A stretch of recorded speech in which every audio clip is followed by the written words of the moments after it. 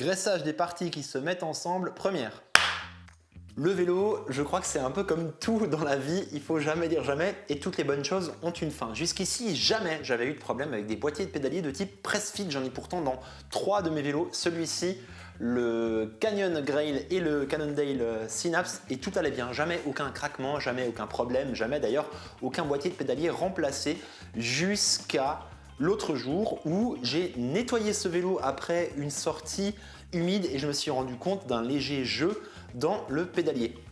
Alors au lieu de tout de suite rattraper ce jeu en ouvrant les écrous de la manivelle et en resserrant ce petit écrou en plastique de précontrainte, j'ai décidé de démonter le tout en me disant que j'allais aller inspecter les roulements, nettoyer tout ça, mettre de la nouvelle graisse et remonter et juste régler cette précompression des roulements. Et c'est là que la cuvette de gauche du boîtier de pédalier m'est simplement restée entre les mains.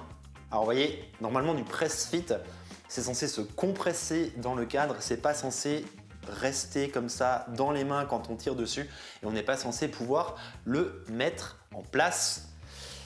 Voilà, j'ai donc écrit au fabricant qui est Rose, j'attends la réponse mais je n'ai pas la patience d'attendre et je vais tenter aujourd'hui une réparation dont j'espère qu'elle sera efficace et je vais partager avec vous ces moments de montage et cette tentative technique.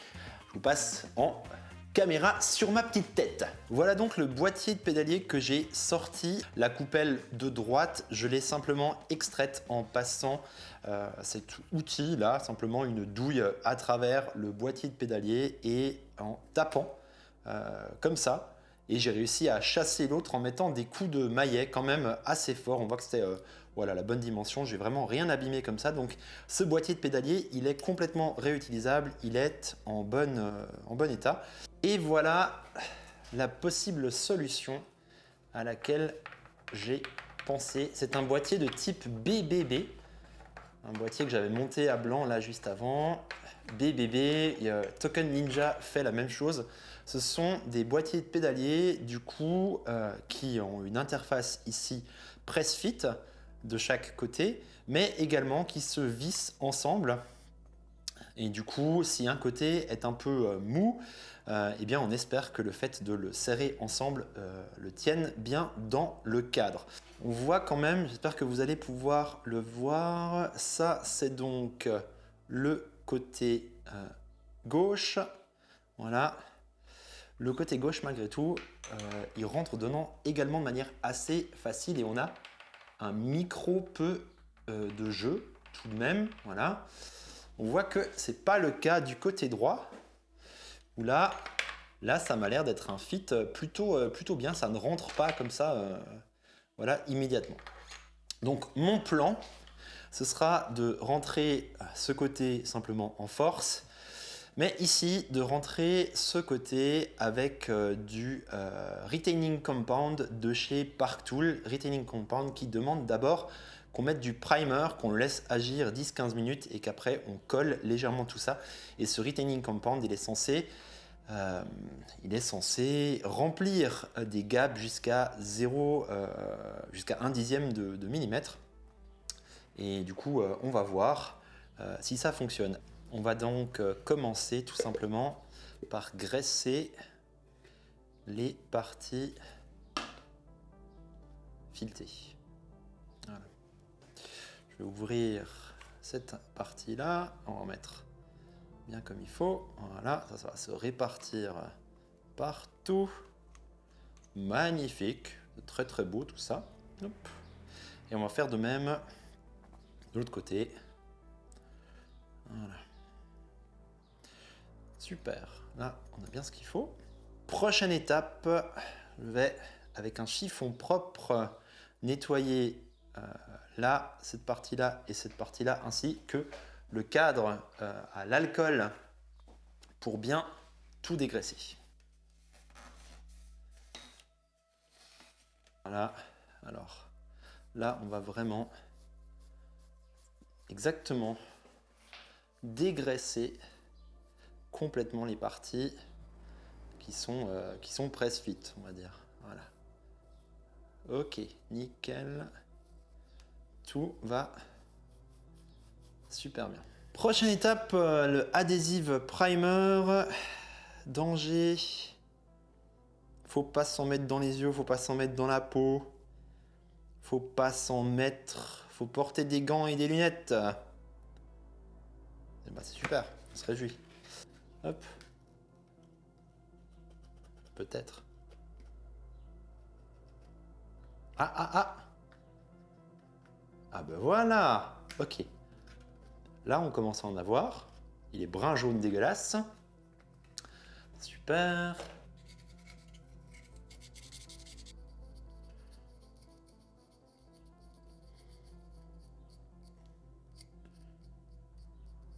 On va prendre cette partie de droite là. Partie drive side. 'Cause I miss the drive side. Allez, viens par là. Voilà, la partie drive side, elle devrait rentrer après en vissant. Donc on va juste un tout petit peu rentrer comme ça. Hop. Voilà. Et la partie non-drive side, on va simplement déjà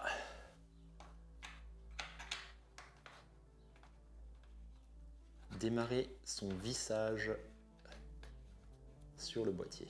Voilà, nickel, parfait. On a ça. On a le primer sur les surfaces. On se revoit dans 10 minutes pour mettre le retaining compound. Ouais, super. Encore un truc qui me dit que je vais mourir si je respire ou que je touche cette matière. Ça fait un quart d'heure maintenant, peut-être même un peu plus, que notre primer est en train de sécher. Et du coup, on va pouvoir y aller avec le RC1, le retaining compound. On va mettre mais une toute petite couche en faisant tourner là. Voilà, on va juste faire comme ça.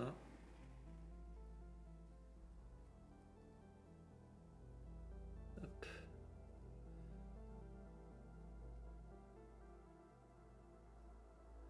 Voilà, et ça va suffire, on va pas en mettre trop. Et maintenant, on va rentrer tout ça. Et on va du coup espérer que le retaining compound, voilà, se mette bien en place et que le boîtier s'aligne bien. Alors, allons-y. Ok, voilà. Là, on est au contact de ce côté. Et on va utiliser cette clé-là pour aller le mettre au contact de l'autre côté. Allez.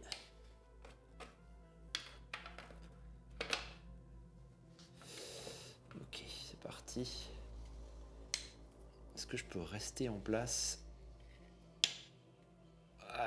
Ouais, ça va. Donc vous aurez remarqué que j'ai pas graissé le côté droit, le côté transmission. Je l'ai monté à sec. Pas toujours une bonne pratique de graisser. Il y a plusieurs écoles. Il y a des gens qui mettent de la pâte carbone, il y a des gens qui graissent. J'ai lu que c'était pas toujours une bonne pratique. Là, il y a une bonne friction en tout cas, ça rentre bien. Voilà, on va commencer à être gentiment au contact. Ok.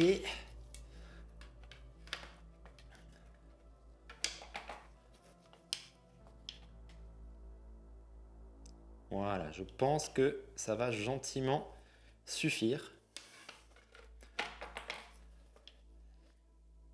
Ouais, on va s'arrêter là. Et qu'est-ce que ça dit en face? Est-ce que ça tourne encore en face?